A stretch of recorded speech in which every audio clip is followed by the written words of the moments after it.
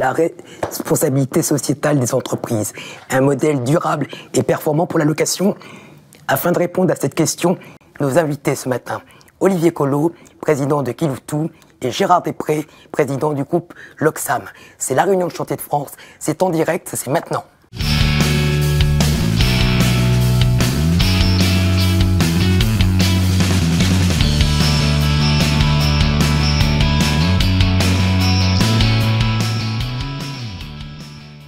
Bonjour messieurs. Bonjour. Merci d'avoir accepté notre invitation. Monsieur Després, est-ce que, à l'instar de Monsieur Jourdain, le groupe Locsam faisait de la RSE sans le savoir avant que le concept ne soit matérialisé? GL en faisait peut-être pas sans le savoir, mais c'était pas formalisé comme ça, si vous voulez. On a depuis le départ, une entreprise s'inscrit toujours avec une certaine vertu. Il a fallu effectivement s'occuper de la formation du personnel, de l'intégration. On ne se permettait pas de polluer, on faisait déjà des économies d'énergie. C'est la formulation qui a changé. Mais effectivement, on est dans ce trend depuis l'origine de l'entreprise. C'est dans l'ADN de l'entreprise. La formulation a changé à partir de quand, selon vous? La formulation a changé après les années 2000. En ce qui concerne Locsam, avec un changement de formulation, c'était un changement de paradigme dans la façon d'aborder le sujet. C'est quelque chose de différent. On va le dater pour nous formellement vers les années 2015, où là, il y a eu une rupture dans le nom, dans l'approche de la conception, et sans engager, c'est ce que je tâcherai de vous démontrer, de nouveaux engagements. C'est pas tout à fait faire les mêmes choses avec plus de vertu, c'est prendre des engagements, on va dire, de résultats pour améliorer la performance, et pas se contenter simplement de faire bien les choses en conformité. Olivier Collot, est-ce que Kiloutou est à peu près sur le même calendrier? Oui, et même calendrier, même approche. C'est-à-dire que il y a certaines dimensions qui étaient très fortes chez Kiloutou depuis nos origines. La dimension sociale, par exemple, la dimension sociétale, la dimension environnementale est arrivée également dans le début des années 2010, qu'on a fait notre premier bilan carbone en 2011, et on a, comme chez Locsam, décidé de formaliser cette RSE qu'on faisait sans le savoir en 2011-2012, en créant notre référentiel de façon à se donner un cap et un cadre. Pourquoi avoir initié la démarche au sein du groupe Kiloutou à cette époque? On l'a fait parce que on sentait que c'était latent. On l'a fait aussi parce que ça répondait à des demandes grandissantes de nos clients, de nos fournisseurs, et également nos collaborateurs qui nous interpellaient de plus en plus sur le sujet. Et donc on a souhaité avoir une approche qui soit plus structurée, plus organisée, en restant très pratique. C'est cette nécessité de structurer les choses dans un groupe comme le vôtre qui vous a également conduit à la mettre en place, en œuvre même, de manière très structurée? Le sujet est très vaste. Par le mot RSE, on couvre des domaines très différents, avec des plans d'action très différents. Il convenait d'abord d'y voir clair, deuxièmement d'avoir un plan d'action et voire un plan de communication. Donc on a commencé très formellement par une enquête de matérialité auprès de notre personnel et auprès des tierces parties, ce que l'on appelle les stakeholders, y compris auprès des journalistes comme des fournisseurs, pour savoir qu'est-ce qui était important pour eux, qu'est-ce qui était important pour nous, de façon à savoir sur quel champ il fallait réduire les caps ou sur quel champ il fallait que l'on travaille pour se mettre des objectifs. Donc une première enquête de matérialité qui était assez longue, qui a permis de couvrir, et ensuite un travail de fond, d'audit, de mise en place d'objectifs, de plans d'action, de plans de rémédiation pour arriver à définir quelque chose. Voilà, parce que le sujet était très large, très complexe quand on veut l'aborder. Tout ça, bien entendu, avec le même souci de la performance économique de l'entreprise. Mais il s'agit d'encadrer la façon dont on le fait et de se donner des objectifs, on va dire, extra-financiers sur des sujets, comme vient de le dire Olivier, qui soient sociétaux, qui soient sociaux, c'est très important, et effectivement d'environnement écologique, tous ces sujets qui ont été portés par la société et qui sont relayés par notre personnel, relayés, comme vous le dites, par nos clients, relayés aussi par nos investisseurs, enfin relayés par tout le monde, je dirais, aujourd'hui. Et évidemment, quand on se lance dans la démarche, on raisonne dans le périmètre global du groupe, en France et évidemment à l'international, dans vos filiales. Alors, je vais vous répondre, oui, il y a une démarche. Il se trouve que le groupe, on commence par la France, parce que c'est au plus près de la direction générale, pour un certain nombre de filiales, mais on s'aperçoit aussi comme nous acquérons des sociétés, que certaines de nos filiales sont très avancées, voire plus avancées que nous aussi dans cette démarche. Donc la démarche, elle n'est pas propre à l'Oxam, elle n'est pas propre à Kiltou, elle est propre à tout le monde, avec des filiales qui sont très en avance sur certains points, de façon étonnante, même par rapport à nous, sur des plans de sécurité, dans les pays scandinaves, dans d'autres. Donc chacun a sa démarche, même en Espagne, chez nous, ils sont à 0 carbone. Et il a fallu, maintenant, ce que l'on essaye de faire, c'est quand même d'avoir une communauté d'intérêt sur des objectifs qui nous sont communs. Mais je pense qu'on trouvera les mêmes points avec ceux de nos concurrents. Je crois que tout le monde est embarqué, par exemple, sur des thèmes de sécurité, sécurité au travail, sécurité de nos clients. Je pense qu'il n'y a pas d'écart. Je vois bien les communications des uns et des autres. Mais c'est très important. Et quand même tout le monde s'y met, on obtient des résultats. Olivier Collot, est-ce que vos motivations initiales ont évolué depuis ? Nos motivations initiales, au moment où on a décidé de formaliser notre démarche RSE, ça a été d'avoir une approche qui soit structurée, tout en étant pragmatique. Donc c'est pour ça qu'on a défini notre référentiel, parce qu'en fait les normes, les référentiels ISO foisonnent un peu dans tous les sens. Donc on a choisi de construire notre propre référentiel en s'appuyant sur le référentiel ISO 26000, qui est sans doute celui qui est très avancé en termes de RSE. On l'a fait en adhérant au Global Compact des Nations Unies, c'était en 2013.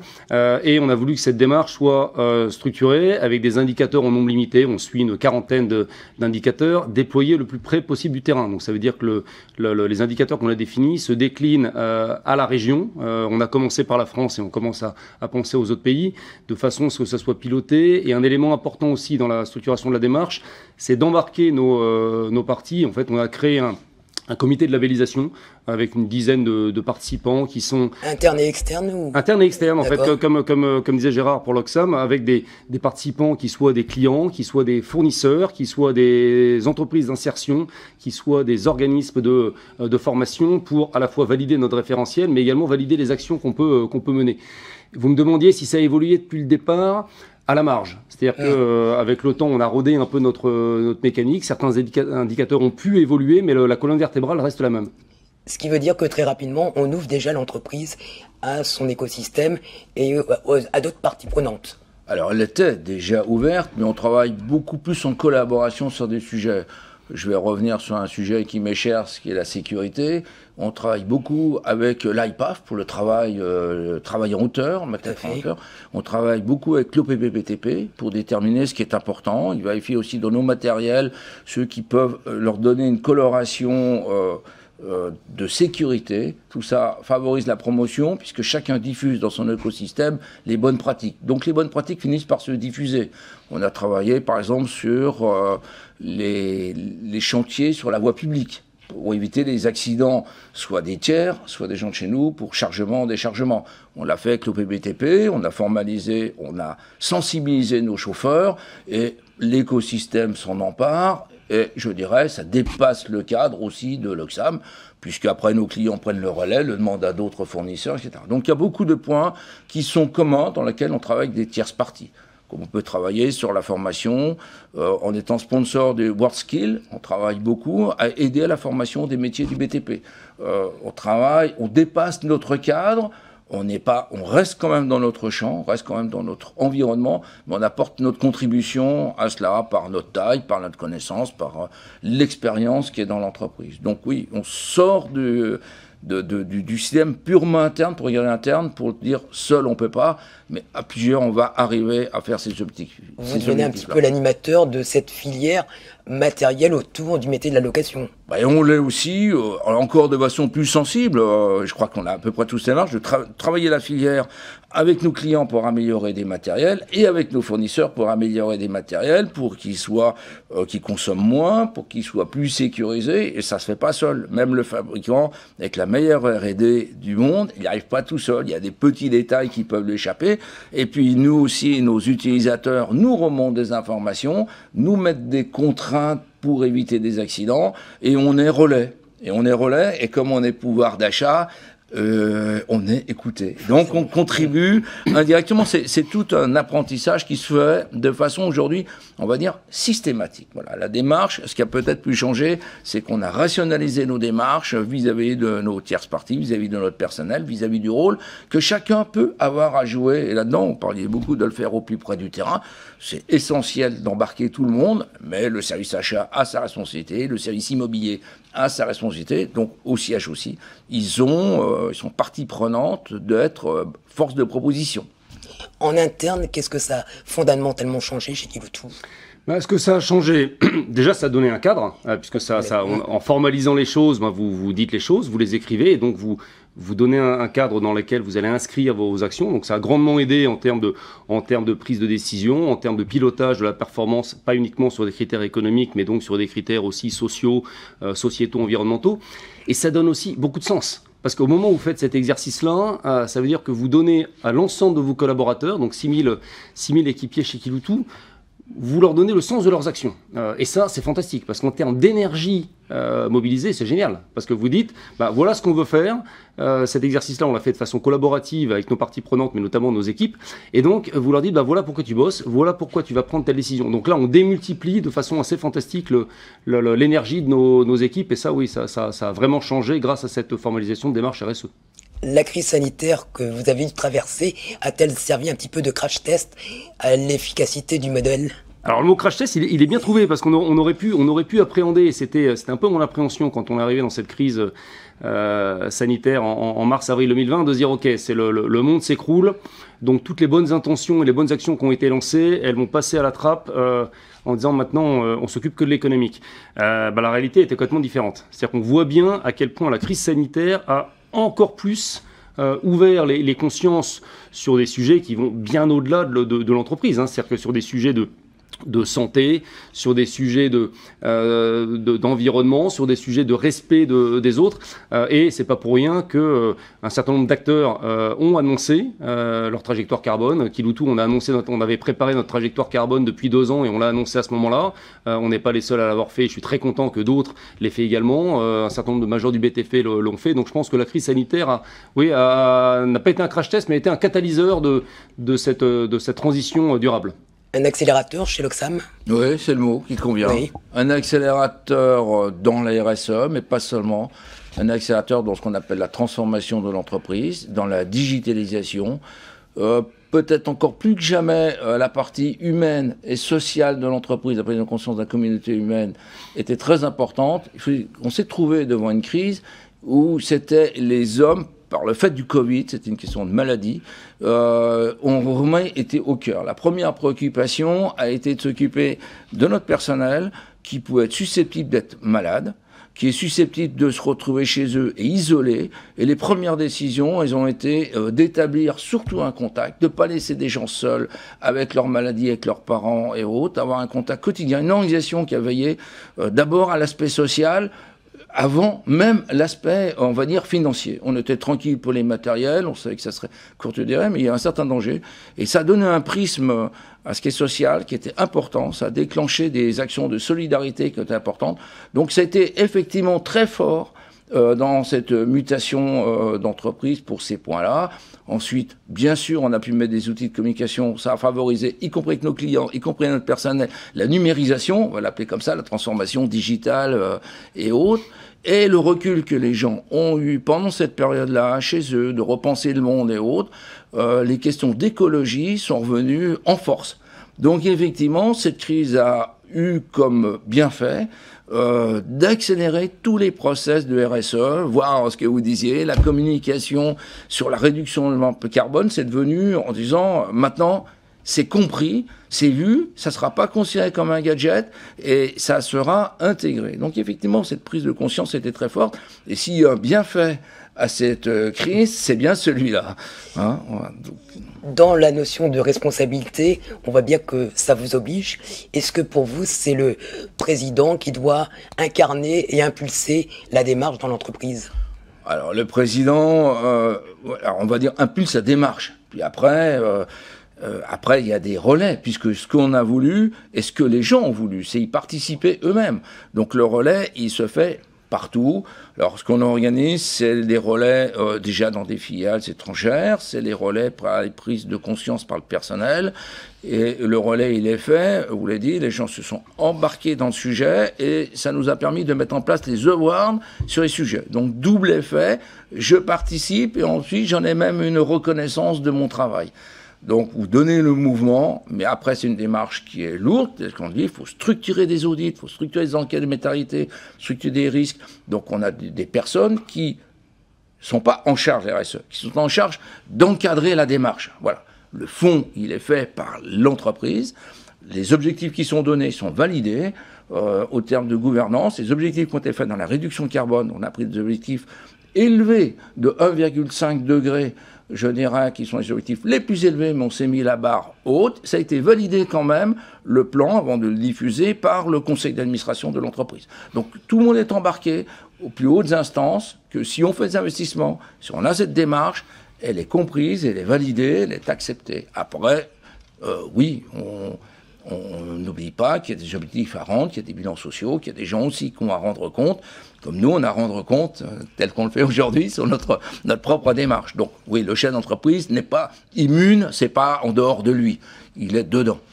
C'est également vous, Olivier Collot, qui impulsez la démarche. Quelles sont vos courroies de transmission pour faire vivre cette responsabilité sociétale au quotidien ? La démarche, elle est nécessairement impulsée par la direction au sens large. Qui l'incarne. Mais si vous voulez avoir une vraie accélération, une vraie concrétisation, il faut que l'ensemble des équipes s'embarquent. Je vais aussi donner un exemple très concret. Il y a 4 ans, en fait, en 2018, on définit chez Kiloutou notre raison d'être. On aurait pu le faire à 2 ou à 1 dans un bureau, ça aurait pas été très loin. Vous êtes une société à mission. Peut-être plus tard, mais en tout cas déjà de se dire, sans vouloir le communiquer à l'extérieur, mais de se dire pour nous, finalement, à quoi on sert, et on le fait de façon très collaborative, c'est-à-dire qu'on implique 700 collaborateurs en physique, c'était l'époque où on avait le droit de se voir à 700 dans une salle, ça, j'espère que ça reviendra un jour. On décide de le faire en présentiel. Et là, l'énergie déployée, elle est dingue. Parce qu'en fait, on demande à chacun, on dit, mais finalement, pourquoi tu te lèves le matin, pourquoi tu bosses, qu'est-ce que tu attends de Kiloutou et qu'est-ce que tu vas apporter. Et là, il y a eu une démultiplication qui a été énorme. Alors, cette raison d'être, elle a impliqué forcément des éléments qui sont liés à la RSE et à quelques autres. Mais donc, pour répondre à votre question, Jean-Noël, le dirigeant, la direction impulse, crée les conditions, mais le changement, il a vraiment lieu quand l'ensemble des équipes s'approprie le sujet. Et un sujet, que ce soit la raison d'être ou que ce soit la RSE, il est encore plus en 2022 extrêmement porteur. C'est-à-dire qu'on voit bien qu'il résonne auprès de tout le monde. Donc je ne vais pas dire que c'est facile, mais en fait, il y a vraiment un contexte qui est très simple pour que ça soit démultiplié et que toutes les équipes se l'approprient. Et comme vous l'avez dit tout à l'heure, d'être au plus près du terrain pour animer la démarche. Oui, pour animer la démarche. Donc c'est là que finalement l'intention, enfin la méthode que vous employez en disant je veux qu'on construise ensemble cette vision, qu'on construise ces indicateurs et ensuite les indicateurs que vous avez, la façon dont vous les animez, la façon dont vous les pilotez sur le terrain se rejoignent assez bien. Dans des structures comme les vôtres, qui sont quand même internationales, avec beaucoup d'implantations et des effectifs conséquents, comment on s'arrange pour que tout le monde s'y retrouve et que en interne, le dialogue social soit peut-être un petit peu fluidifié?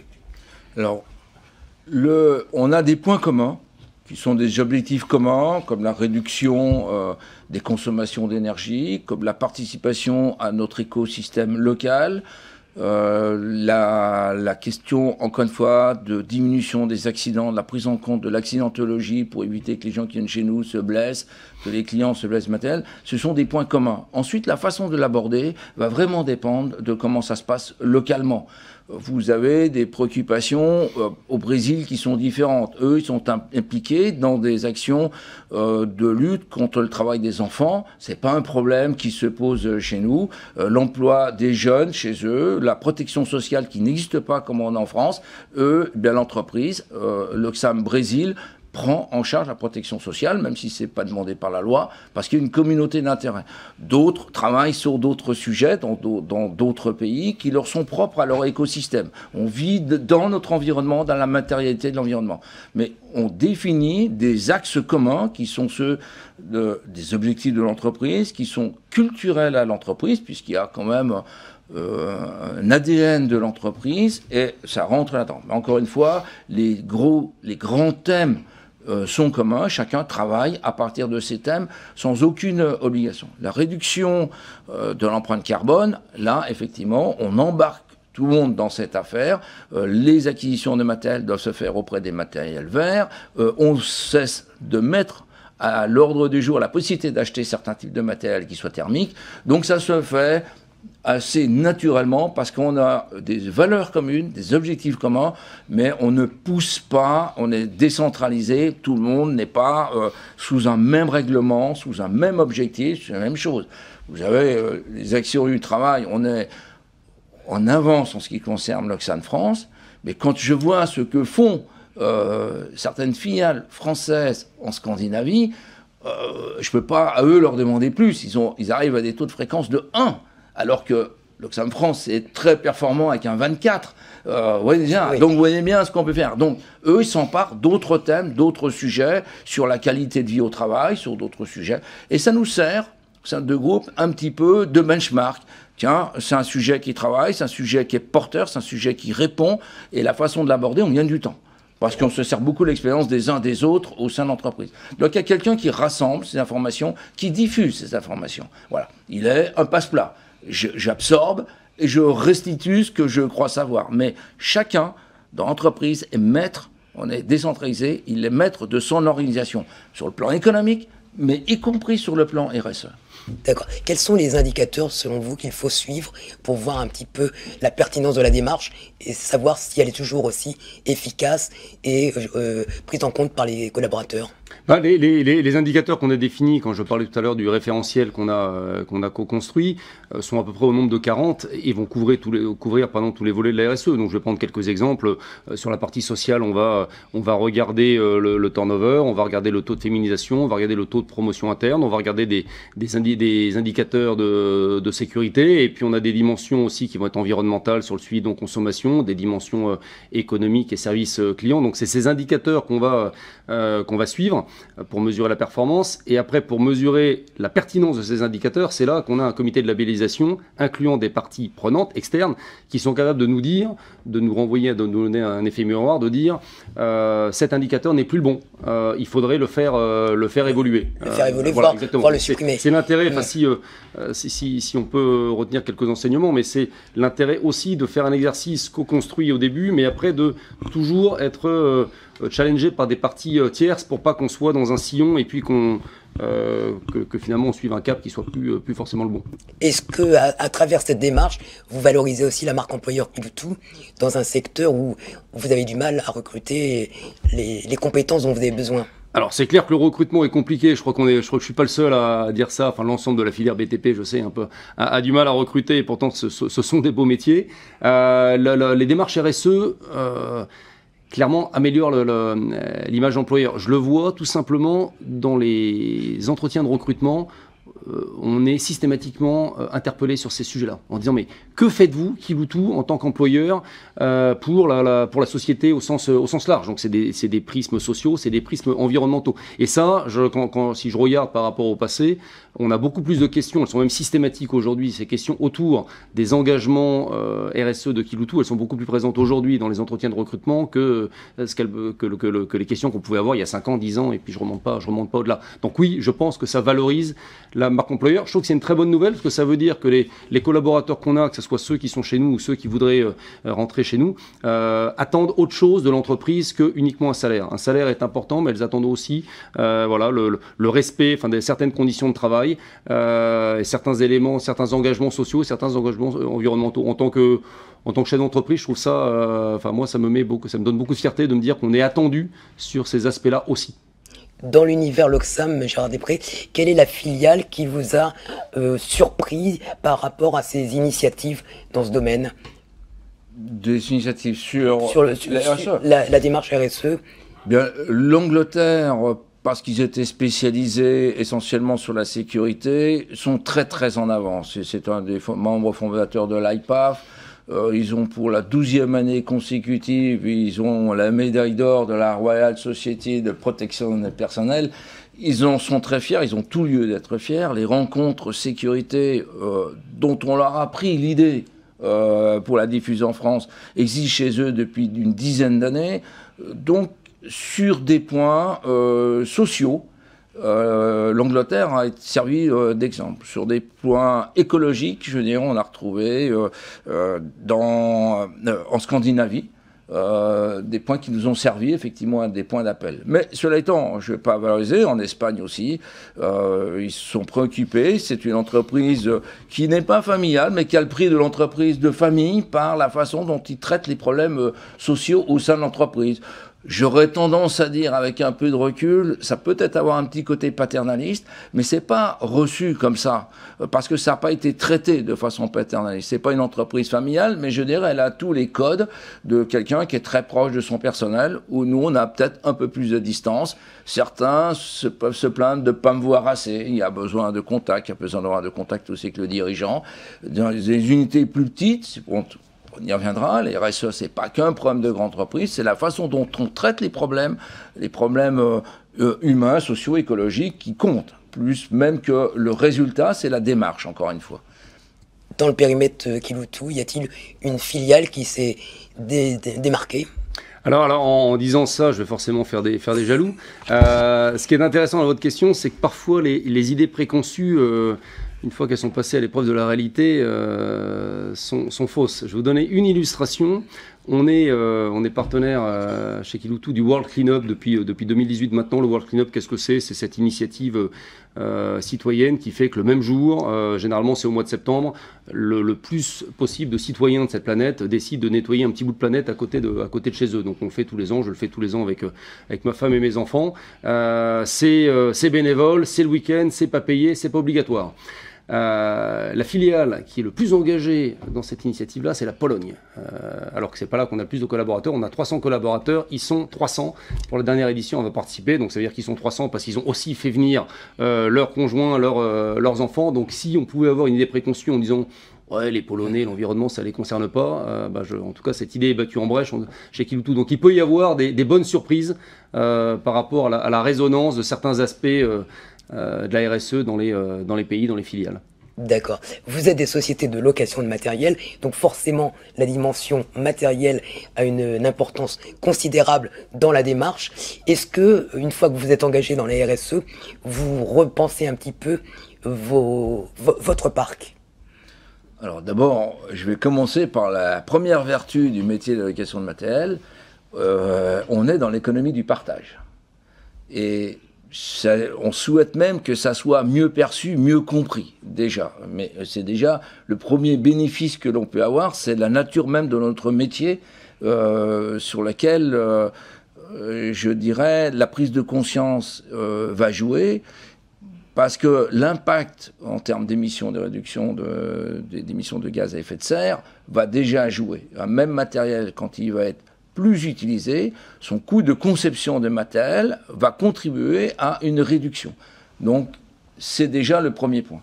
Le deuxième concernant notre parc, évidemment, c'est très important, c'est 94% des émissions. Il faut savoir que le premier bénéficiaire du travail que nous allons faire sur ces 94%, c'est le scope 1 et le scope 2 de nos clients.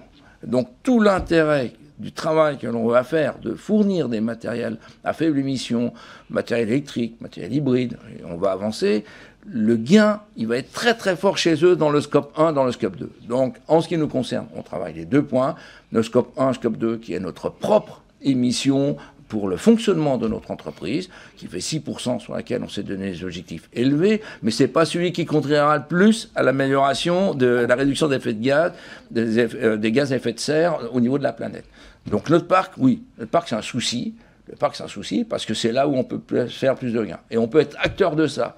Donc effectivement, on est 100% engagé là-dedans et on mesure maintenant ce que l'on achète qui est sans émission ou à très faible émission, qui sont des bungalows, des échafaudages, des matériels, on va dire, sans énergie, de ceux qui sont avec matériel électrique et de ceux qui sont en moteur thermique. Et on mesure l'évolution de ça en y mettant nos propres contraintes aux acheteurs et donc en supprimant, pour être clair, quand un matériel existe dans une version électrique, on la supprime du catalogue de la version thermique. Donc on force le destin Et on embarque nos clients là-dedans et on embarque nos fournisseurs dans une démarche assez volontaire. Vos clients sont-ils conscients de l'intérêt à recourir à la location par rapport à cet enjeu? Alors, oui, mais c'est pas ce qui avait au départ initié la démarche. La démarche était l'externalisation parce qu'ils avaient confiance que cette mission de matériel logistique n'était pas au cœur de leur métier et que d'autres, en externalisant, pouvaient le faire mieux qu'eux et à un coût plus bas. Ce qui est vrai, un même matériel qui est partagé avec des heures d'utilisation fait diminuer le prix de revient et il finit par arriver quand même chez eux. Donc, très consciemment, ça, ils en avaient bien compris que des gens, en externalisant, on le faisait peut-être mieux que des services internes et, de matériel tel qu'il pouvait exister. Donc, c'est plutôt une démarche économique au point de départ. Au niveau des grandes directions, oui, il y a une prise de conscience qui est faite de cette question de déploiement durable. Mais tout le monde a un peu peur que ça soit un objet marketing. C'est pour ça qu'ils n'en font pas directement la promotion et qu'ils préfèrent se baser sur le fait de qu'est-ce qu'on met à disposition comme matériel plutôt que de dire c'est beaucoup plus vertueux pour nous de passer par location. Mais inconsciemment, ça va venir. La démarche, elle est prise. Alors, c'est pas le vecteur sur lequel on travaille, hein, mais oui, les grandes entreprises... et au niveau le plus haut des grandes entreprises, c'est une préoccupation majeure. Moi, quand je rencontre les chefs d'entreprise des grands groupes, ils me parlent jamais de prix.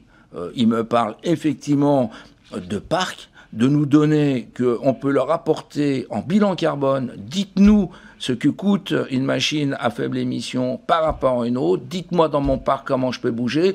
Moi, j'ai des engagements. Ils ont bien conscience qu'on peut y contribuer par leur scope, notre scope 3 pour nous, c'est leur scope 1. Donc, eux, les discussions aujourd'hui, les 3/4 du temps de discussion, elles portent complètement là-dessus. Donc, les grandes entreprises, elles ont pris leurs objectifs et on en est partie prenante et il y a une vraie collaboration. Si on peut apporter des matériels comme ça, c'est bon pour eux. Voilà. Ils ne vont pas chercher à être bon pour nous. C'est bon pour eux.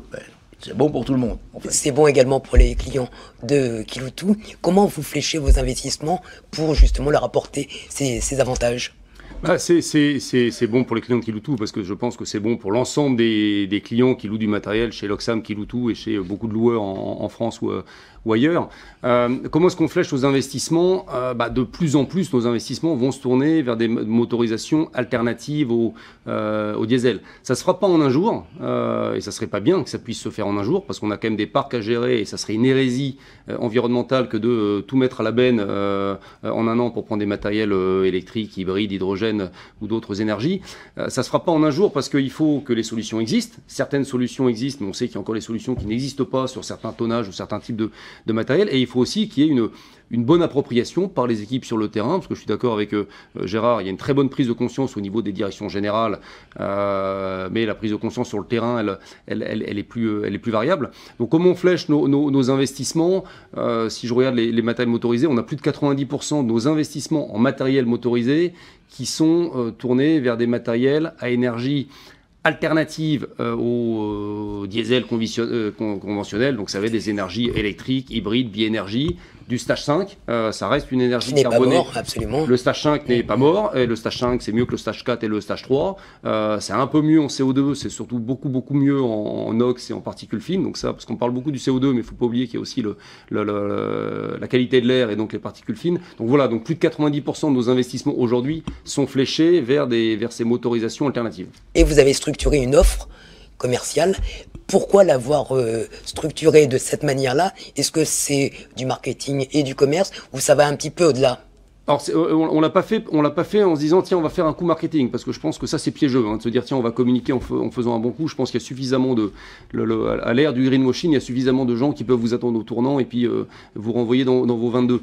Non, on l'a fait déjà pour vis-à-vis des clients, comme le disait Gérard, pour matérialiser le fait qu'il existait les solutions.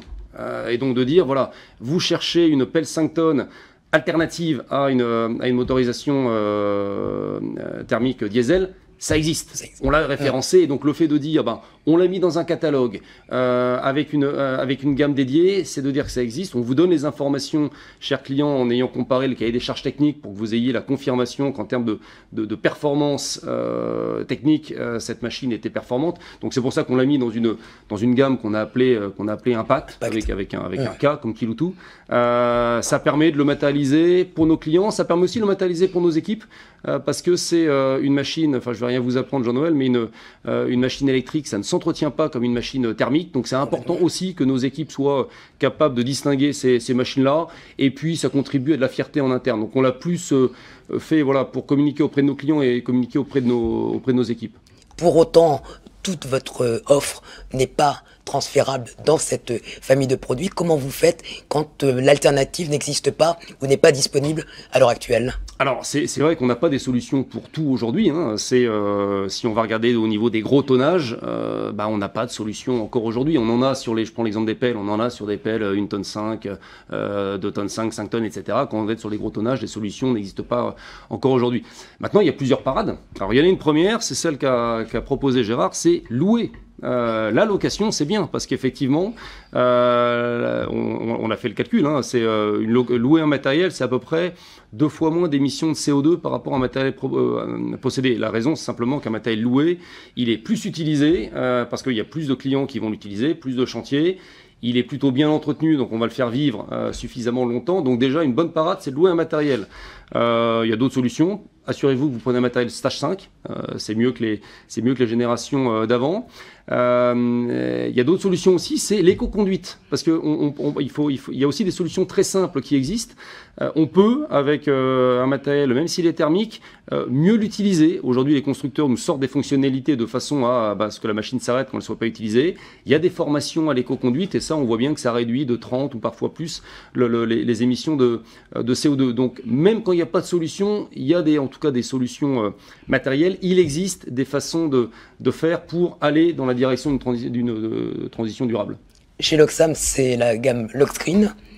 À terme, elle a vocation à disparaître quand vous aurez converti tout votre parc. Oui, alors vous avez raison, je ne vais pas reprendre des arguments de communication. Il faut arriver à créer un cluster et montrer que ça existe. Et quand quelqu'un vient dans une agence Lockscreen où on a rassemblé cette gamme, il voit un camion benne électrique, il voit des mini-pelles électriques. Et donc, il prend conscience que ce n'est pas juste une image. Si on le diffusait trop dans le réseau, il y aurait une dilution, il trouverait une pelle, mais serait loué peut-être ce jour-là. Donc, on a préféré les rassembler. Ceux qui sont intéressés sont tout de suite plus promoteurs, plus diffuses, mais il est inévitable qu'une fois que cette promotion est faite, ensuite avec le développement, parce qu'il faut aussi la gamme, on ne peut pas acheter 4,5 milliards de matériel du jour au lendemain, et il faut aussi apprendre des habitudes à nos clients de se servir de ce type de matériel. Donc on a commencé par des clusters, par cibler des agences dans des grandes métropoles où on trouve plus de clients intéressés, où les conditions de pollution sont importantes en ville, pour le mettre. Cette année, on l'étend dans les capitales des principales capitales, mais demain, la gamme, elle sera répandue et le mot disparaîtra. En 2030, il n'y aura plus du tout de gamme green, parce que ça sera la gamme tout court. Il n'y aura plus d'agence green, parce que toutes nos agences seront green. Mais on est obligé de passer par cette étape intermédiaire de communication. Pour toutes les raisons qui ont été données, de formation, d'éducation, et de faire savoir, parce que quand on le fait savoir, je dirais, les gens s'emparent du sujet. Parce qu'ils ont quand même envie de toucher et de voir pour l'adopter. Mais ils l'adoptent très facilement. Est-ce que vos fournisseurs ont saisi les enjeux à fournir ces matériels-là? Est-ce qu'ils vous soutiennent dans votre démarche? Oui. Ils ont leur propre démarche. Vous avez des entreprises... Les entreprises françaises que sont Manitou, Olot, sont totalement inclinées à faire des grands matériels électriques. Volvo a une démarche de ne plus faire même de matériel thermique. En ce qui concerne JCB, qui était un gros motoriste, ne considère pas que l'électrique soit forcément l'avenir pour tout type de matériel, que peut-être des matériels diesel mieux faits, peut-être un stage 5, mais peut-être un stage 6 permettra moins de consommation, moins de pollution, et sera peut-être meilleur que l'électrique qui parfois aussi consomme du charbon. Il faut le savoir, on n'est pas au bout des technologies. On travaille aussi sur les technologies nouvelles qui sont l'hydrogène. On en a à titre expérimental, on participe à cela, même si aujourd'hui, de notre expérience, c'est pas si facile que ça à utiliser. Il y a des normes qui ne conviennent pas, il faut mettre les bouteilles plus loin que la production, donc il y a des choses à changer.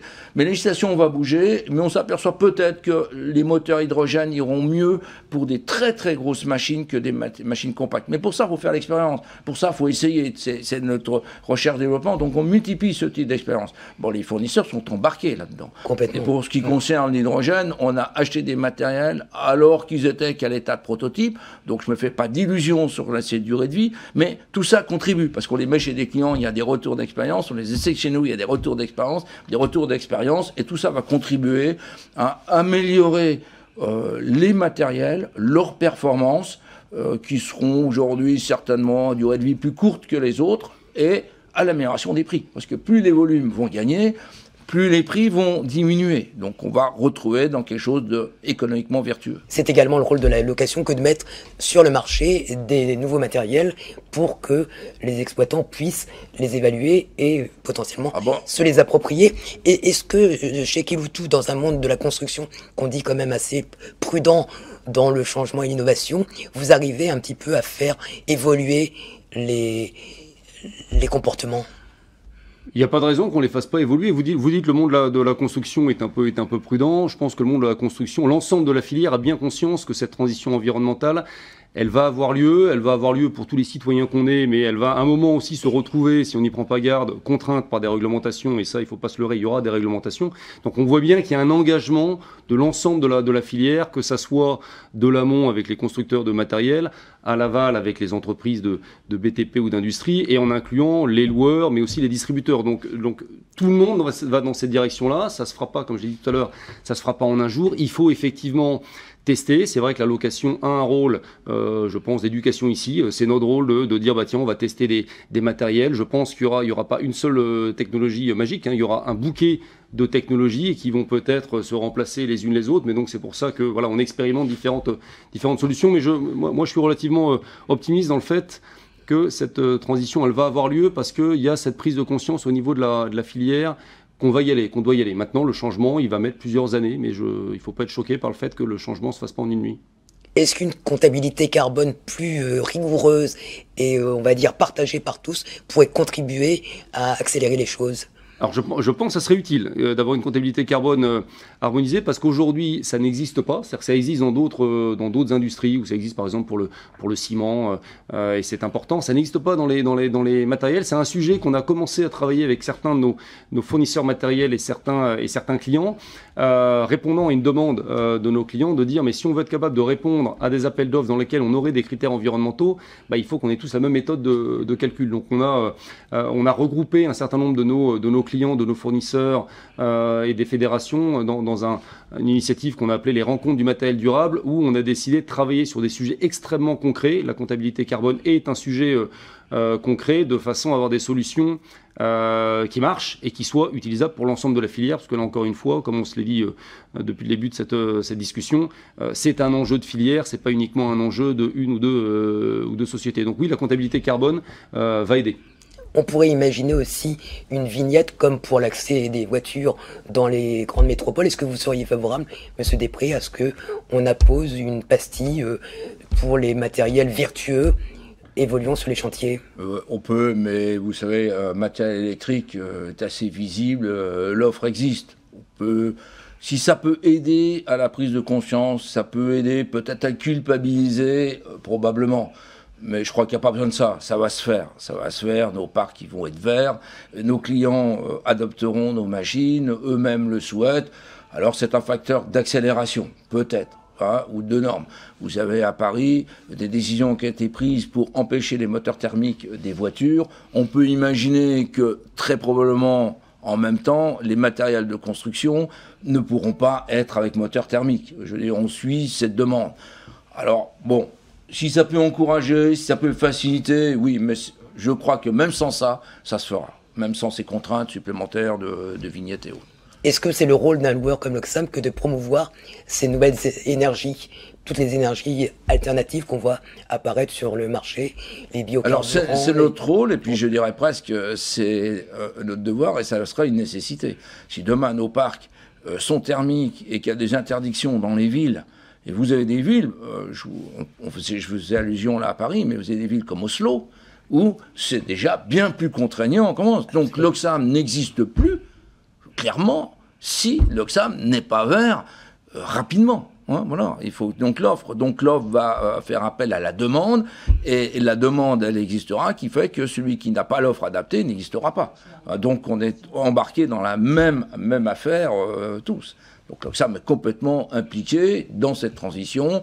On souhaiterait effectivement, nos investissements vont être fléchés vers ça. Ils vont être importants. C'est des gros investissements à venir pour cette transformation.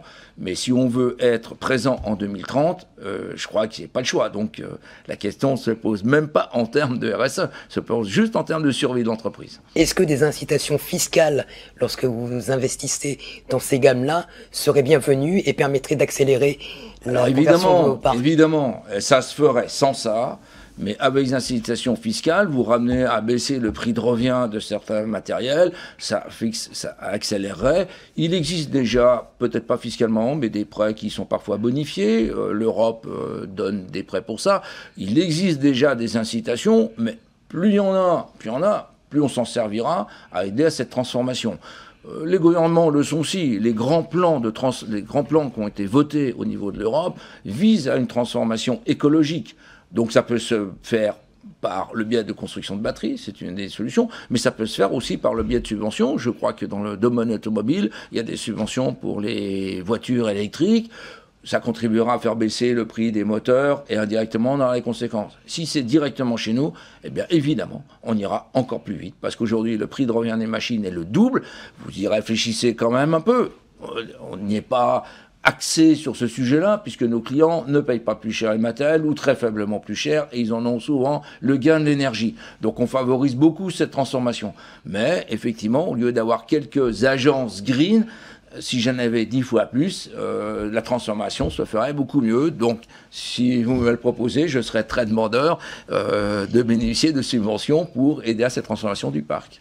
Olivier, vous n'êtes pas contre, évidemment. Non, je suis pas contre, et je pense même, parce que je pense qu'effectivement, il faut des incitations, je pense même qu'on devrait être plus volontariste en tant que filière, parce que, soyons modestes, hein, la filière du matériel est une petite filière par rapport à d'autres qui sont bien plus puissantes et qu'on entend beaucoup plus. Je pense que là, on a un vrai rôle à jouer en tant que filière réunissant les fournisseurs, les loueurs, distributeurs et les entreprises de BTP pour faire entendre notre cause. C'est-à-dire que moi il y a quand même une appréhension, hein, c'est que si on ne fait rien, la réglementation va nous tomber sur le coin de la figure un jour. Gérard parlait tout à l'heure des ZFE, il y en a 3 aujourd'hui, il y en aura 40 en 2024. Il peut y avoir des approches un peu dogmatiques qui nous empêchent ou qui freinent la transition. Donc je pense qu'on doit être capable d'être plus force de proposition sur ces incitations. L'incitation fiscale, effectivement, elle s'est faite dans l'automobile et on voit bien à quelle vitesse, pour tous ceux, et je pense qu'on est de plus en plus à avoir des voitures électriques ou des voitures hybrides, on voit bien à quel point ça a accéléré l'adoption de véhicules non thermiques. Hein, le diesel est voué à disparaître. Moi, je serais favorable effectivement à ce qu'on mette ce type d'incitation. Pourquoi ? Parce que quand on regarde aujourd'hui un matériel, qui soit électrique, qui soit hybride, etc., il coûte plus cher. Il faut appeler un chat un chat. Il est plus cher. Et donc, il est plus cher à acheter, il sera plus cher à louer. Ce qui le rendra moins cher, ce matériel, c'est qu'il y ait plus de volume pour les fabricants de matériel. Mais pour qu'il y ait plus de volume, il faut qu'il y ait plus de loueurs ou distributeurs qui l'achètent et plus de clients qui l'achètent. Donc, on est dans le cercle vertueux. Voilà, de cercle. Alors il peut être vicieux au début. Oui, absolument. Pour le rendre vertueux, il faut qu'il y ait un moment quelqu'un qui donne une impulsion.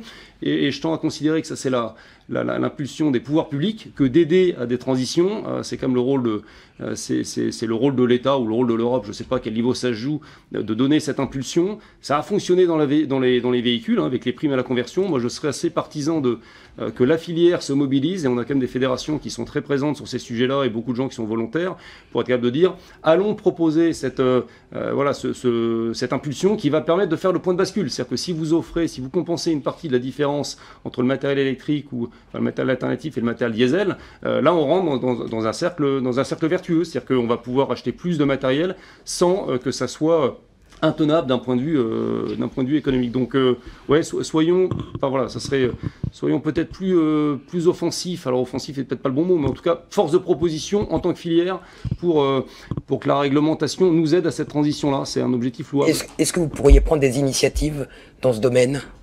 Alors, on peut en prendre au niveau de nos syndicats professionnels, effectivement, c'est une des premières démarches, voire même au niveau européen déjà. Ce que l'on souhaite au niveau de l'ERA, c'est que la location soit considérée comme un facteur favorable au développement durable. Déjà, de positionner les choses où elles doivent être, parce qu'ensuite, la législation s'enchaîne. Si on est dans la bonne filière, on pourra en initier. Donc, ça commence à plusieurs étages, à plusieurs niveaux. Au niveau France, oui, puisqu'il est probable que Bercy puisse entendre le message que vient de donner Olivier, de dire, vous êtes embarqués, la France est embarquée. Apparemment, elle n'est pas tellement en avance. Et il faut peut-être donner un coup d'accélérateur, mais il faut le donner presque auprès de tout le monde. Il faut que ça soit juste, équitable, que ça soit fait. Donc notre syndicat professionnel peut le faire, et puis on peut le faire nous-mêmes à travers des conférences telles qu'on le fait là, de faire passer ce message, vous aussi, de dire, on y est, et le coup de pouce, ça ne sera pas perdu, ça fait travailler aussi l'économie française, on achète aussi le matériel aux constructeurs, donc c'est un facteur de diminution qui doit être fléché, et de le flécher, particulièrement peut-être là-dessus, sur ce qui est écologique et la faible émission. Est-il possible de communiquer auprès de vos clients sans être soupçonné de faire de la communication tout simplement? De quel type de communiquer par rapport à toutes les initiatives que vous prenez, aux enjeux de la RSE, sans que vos clients vous disent ça, alors, vous faites votre propre publicité. Non. C'est pas la question par rapport à notre relation contractuelle. Non, on n'a pas cette crainte. Les clients, d'abord, souhaitent. Je vous le disais, ils souhaitent avoir des instruments de calcul carbone, ils souhaitent le savoir, ils souhaitent savoir où on en est, ils souhaitent pas qu'on force la main, mais ils souhaitent en avoir une prise de conscience et nous le demandent. Ils nous demandent aussi beaucoup dans des appels d'offres, alors dans le domaine de la construction un peu différent, mais dans d'autres appels d'offres, le volet RSE est très important. Il devient même, sans volet RSE, vous ne passez même pas l'appel d'offres. Dans ce qui est le domaine public, c'est très important. On a souscrit un contrat qui est public, qui était auprès de souscrire auprès de la Fédération du rugby pour l'organisation de la Coupe du Monde.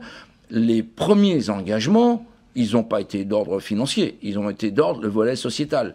On veut laisser un héritage, on veut former des gens qui travailleront demain dans la filière sport, que les associations soient dirigées par des gens qui ont des compétences managériales. Donc il y a Campus 2023, et vous, qu'est-ce que vous faites pour ça ? On a répondu au volet social, de dire on embauchera des gens qui viendront apprendre le management de chez nous, on embauchera des jeunes qui seront passés, qui auront travaillé avec vous pour longtemps, on embauchera 100, je veux dire c'est déterminé, c'est pas des petits nombres, qui auront une suite à cette formation-là. Il n'y a pas que cela, il y a l'inclusion dans le territoire, parce qu'ils ont voulu que les Jeux soient sur l'ensemble du territoire français, et pas seulement un gros événement déconnecté. Donc les engagements sociaux, sociétaux, et même pour les livraisons de matériel, on s'est engagé à donner des transports qui soient avec des camions au gaz. Voilà, ça nous oblige à des contraintes, c'est pas gênant, mais le volet social, sociétal, dans certains appels d'offres, est primordial à l'aspect économique.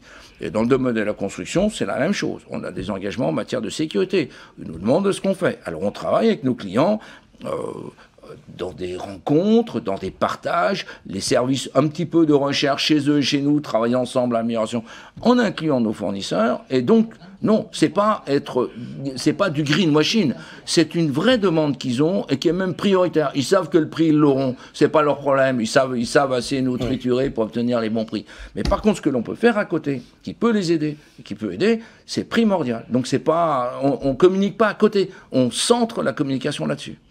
Olivier Collot, Monsieur Després le disait, dans les appels d'offres, ça devient incontournable.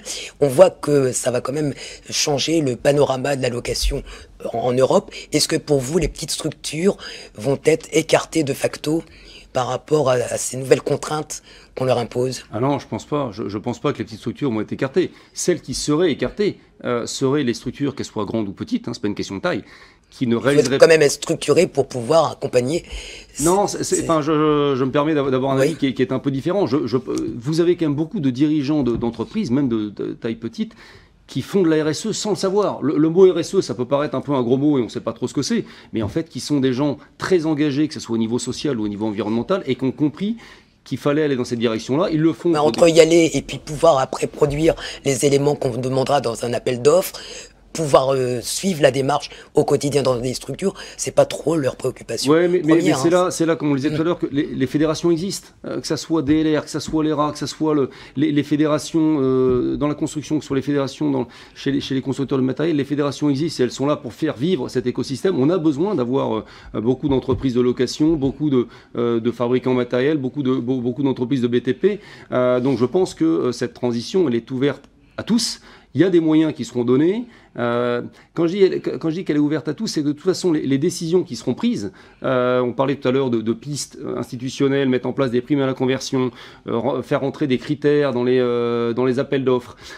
Toutes ces mesures-là, elles vont bénéficier à l'ensemble de l'écosystème. Donc moi, ma conception, elle est résolument sur le fait que c'est l'ensemble de la filière qui va bouger, donc y compris des petites structures, encore une fois, à la condition que le dirigeant en ait envie et soit mis en mouvement. Donc non, moi, j'ai pas de doute, en tout cas, je vois pas de clivage entre les gros et les petits. Le clivage que je verrai, c'est si une structure ne réalise pas l'importance d'accompagner cette transition ou la considère comme étant un gadget. Là, je pense que ceux qui considéraient que la transition environnementale ou RSE au sens large est un gadget, là je pense que cela risque d'avoir des lendemains un peu difficiles. D'accord, on a bien compris que c'était pas un gadget, mais entre la volonté et la possibilité concrète et opérationnelle de la mettre en œuvre dans des petites structures, il y a quand même un... Non, je crois pas, Jean. Elles ont les mêmes possibilités. Le matériel électrique, il existe pour tout le monde. La prise en compte des considérations sociales de son personnel, elle existe pour tout le monde. Les grandes entreprises vont peut-être plus travailler en adéquation. Ça prend du temps de travailler avec un fournisseur pour améliorer. Ça prend du temps aussi pour améliorer des choses. Mais le bénéfice, on n'en a pas de bénéfice immédiat, on a un coût immédiat et le bénéfice, il est pour la profession. Ce que je disais, c'est celui qui considère que c'est un non-sens, il va s'écarter lui-même de ce sujet-là. Mais on est là... les fédérations sont là pour ça. Ceux qui veulent rester au goût du jour, savoir ce qui se passe, on le fait. Vous-même, par des entretiens comme ça aide à une prise de conscience, de dire oui, mais ça compte pas. On a aussi des coups d'être pionniers, mais notre devoir, et ça fait partie de la RSE, c'est aussi de faire savoir sur quoi on travaille, qui leur permet à eux de rester collés à ce qui se passe, aux enseignements que l'on a, au retour d'informations. Mais ils ont la même chance. Alors effectivement, on a peut-être plus de communication, mais c'est pas ce qui va faire la valeur de l'entreprise. Donc, parce que vous allez nous interroger. Mais sur le fondamental, quand on voit un client, il n'y a pas d'écart par rapport à nous. Je vous ai parlé du rugby. Oui, bien sûr, c'est un très gros projet. Il n'est peut-être pas ouvert à une petite entreprise. Mais une petite entreprise, elle a dans son environnement local des bénéfices que nous n'avons pas en tant que grande entreprise. Donc, je ne crois pas qu'il faut prendre la démarche comme ça. Comme toute entreprise doit être rentable, ils seront obligés de faire. Ceux qui ne seront pas une démarche RSE, celui qui maltraite son personnel, celui qui ne le paye pas à temps, celui qui... il n'existera pas, mais il n'y a pas besoin, c'est pas l'Oxfam qui nous tue, qui le faisons disparaître, c'est lui qui s'auto-détruit à ce moment-là. Mais la porte est ouverte à tout le monde, et que ce soit les endroits dans des pays où la RSE a été plus formalisée, peut-être plus avancée. Il y a autant de petites entreprises, et croyez-moi, les petites ne sont pas les dernières. Des fois, on est très surpris d'avoir des démarches sociétales dans leur environnement de petites entreprises, et il y a des personnels. Vous avez parlé de la marque employeur, bien sûr, ça nous aide, mais il y a des gens qui souhaitent rejoindre des petites structures aussi pour d'autres aspects familiaux et sociaux. Donc voilà, c'est pas... c'est peut-être un jeu d'opposé, ou ça peut être une crainte, mais nous n'avons pas, on ne se fera pas un avantage concurrentiel sur eux là-dessus. D'accord. Il y a beaucoup de questions pour vous, messieurs. Donc on va passer à la session des questions. Vous allez laisser votre monopole. Qui nous ont suivis. En guise de conclusion, on a compris, et vous allez me confirmer, on peut donc concilier, on va dire, enjeux environnementaux, performance économique, et répondre aux enjeux du développement durable dans la location. Ce n'est pas une antinomie. Sans développement durable, nos entreprises n'existent pas. Ce n'est pas une antinomie, c'est une façon de travailler. En revanche, on se donne des objectifs, peut-être plus profonds d'atteindre certains objectifs, parce que ça pourrait être en matière de féminisation. On peut se contenter, on peut se dire, on veut mettre la barre un peu plus haute sur un certain nombre de sujets pour être un peu plus proche de la société, des attentes de la société, la façon dont les gens travaillent. Vous voyez, le télétravail, c'était quelque chose qui était nouveau dans les entreprises. On en a pris conscience, on l'a formalisé et on a réussi à vivre avec. Et très bien d'ailleurs, on vit avec les salariés comme les entreprises. Il faut trouver la juste mesure. Donc on a pris un sujet, on a avancé ce sujet-là, et c'est des sujets mouvants. C'est pas des sujets qui sont définitivement fixes. Donc on est dedans. Il n'y a pas d'antinomie, je dirais. Sans ça, il n'y a même pas de survie d'entreprise. Oui, enfin, j'ai le même point de vue. C'est-à-dire que je n'oppose pas la transition environnementale ou durable au sens large avec la performance économique d'une entreprise. C'est à nous, société, de trouver ou d'adapter le business model de façon à ce que les deux soient conciliables. Mais une entreprise doit gagner de l'argent. Parce que les profits d'aujourd'hui, c'est les investissements de demain et c'est les emplois de demain. Donc là, il faut quand même qu'on soit assez clair. Et une entreprise doit être durable si elle veut continuer demain à avoir des clients et puis aussi avoir des salariés. Et ça rejoint un peu ce qu'on disait tout à l'heure. C'est qu'une entreprise qui ne choisirait que l'un ou que l'autre risque d'avoir des soucis. Donc non, moi, je suis aussi serein sur le fait que on doit concilier les deux. Ça demande effectivement de revoir certaines choses parce que c'est une transition. Bon, au passage, ça donne aussi un peu d'intérêt à notre métier de se dire qu'il y a des transitions à gérer, des virages à aborder pour une cause qui est quand même assez bonne. Enfin, je pense que je ne vais pas faire de dessin, mais c'est bien de s'occuper encore plus de ces sujets, qu'ils soient sociaux ou environnementaux. On passe aux questions des internautes. Mathieu, on me dit qu'il y a beaucoup de questions pour nos invités. Une première question. Tout à fait, Jean-Noël, il y a beaucoup de questions, et notamment des questions de définition. La première est sur les indicateurs RSE. Quel indicateur utilisez-vous pour évaluer votre politique RSE ?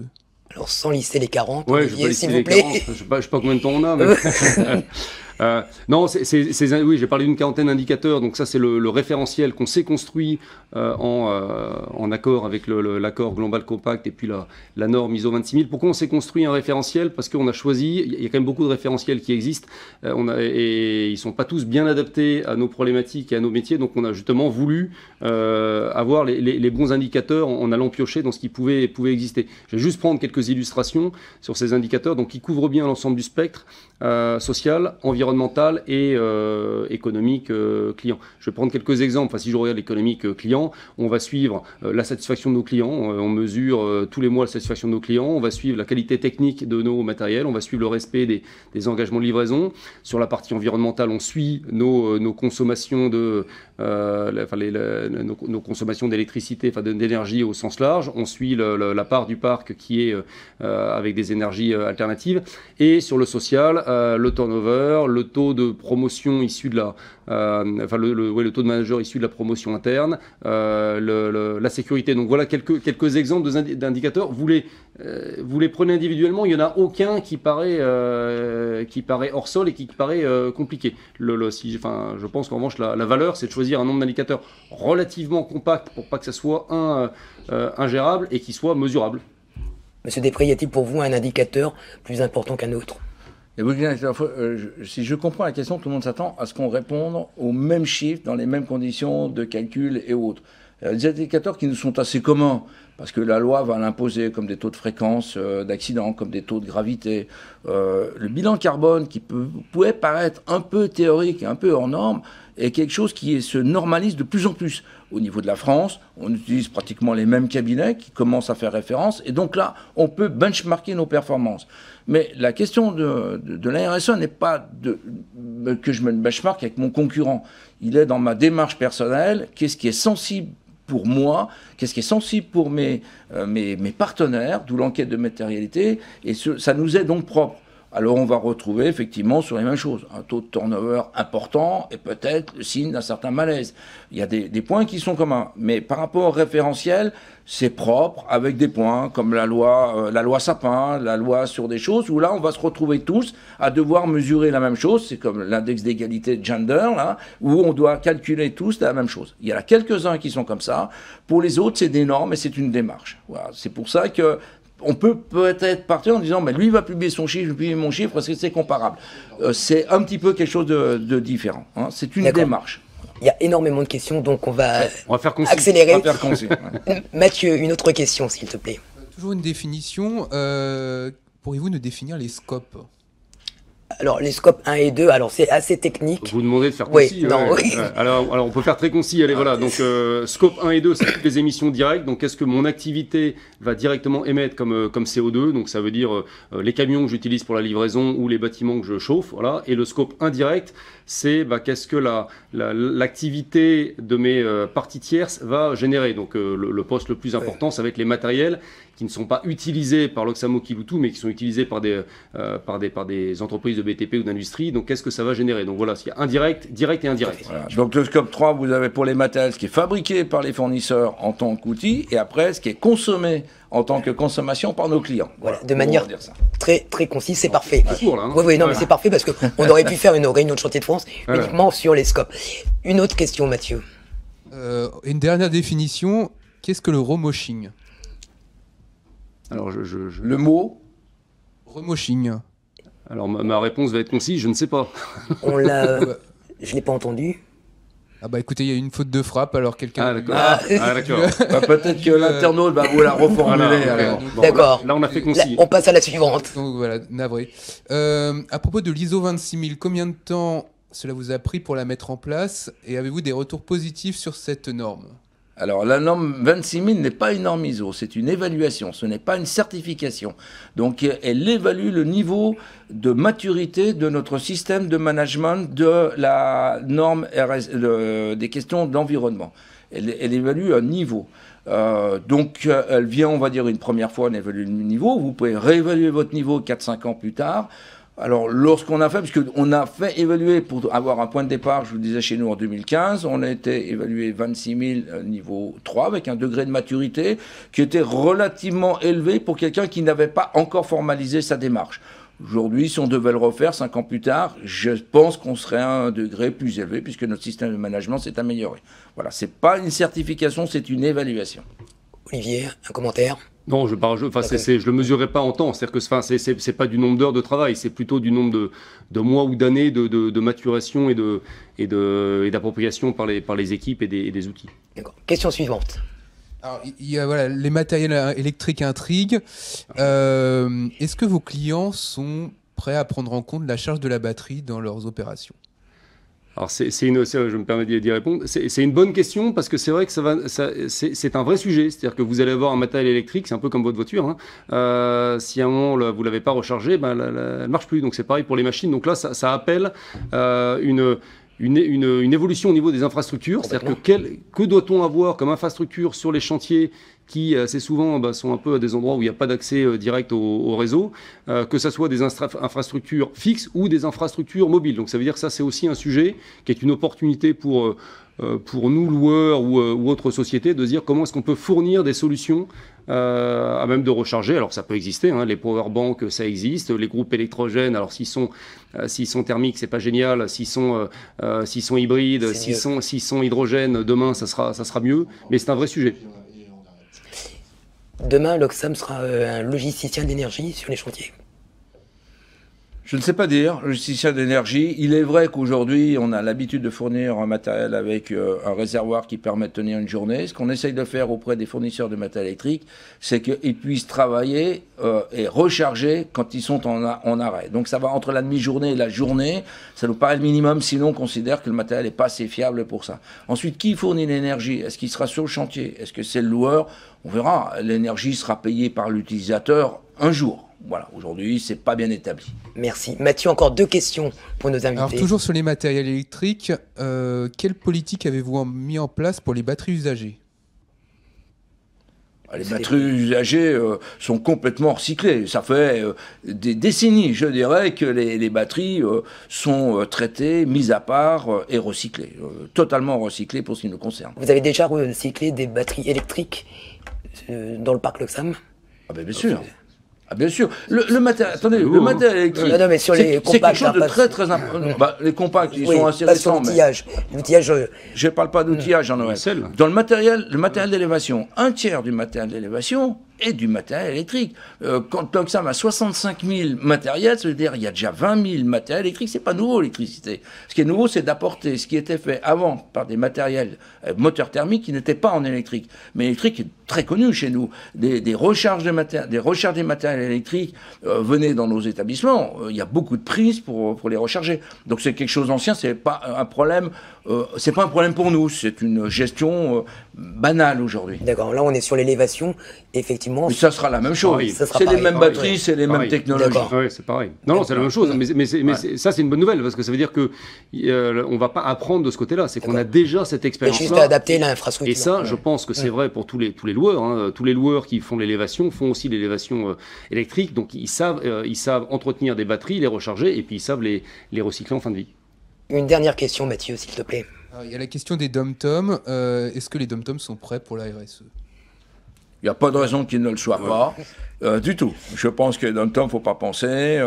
Ils ont les mêmes implications, les mêmes choses. Personnellement, l'Oxam n'est pas en direct dans les dom-toms. On travaille avec l'intermédiaire de franchisés. Mais pour autant que je sache, ils sont très très proches de nous. On a les mêmes échanges. Ils participent à nos réunions. Et ils sont très ouverts là-dessus. Les dom-toms, c'est peut-être... Non, il n'y a pas d'écart. Je pense qu'ils vont unir très très vite. C'est une question de moi. Hein. D'abord, c'est une législation française. La législation française s'applique à eux. Donc, la difficulté de l'insularité pour les dom-toms, c'est pas une difficulté législative ou de fourniture. Et le fournisseur, quand il va fournir un matériel électrique, il le fournira pour les dom-toms. Hein. Et quand il n'y aura plus de matériel technique, il n'y en aura plus non plus pour les dom-toms. Non, là, ils sont embarqués dans la même mouvance que nous. Très bien. Merci beaucoup. Merci à vous de nous avoir suivis et à très bientôt pour une prochaine réunion de Chantier de France. Merci. Merci à vous.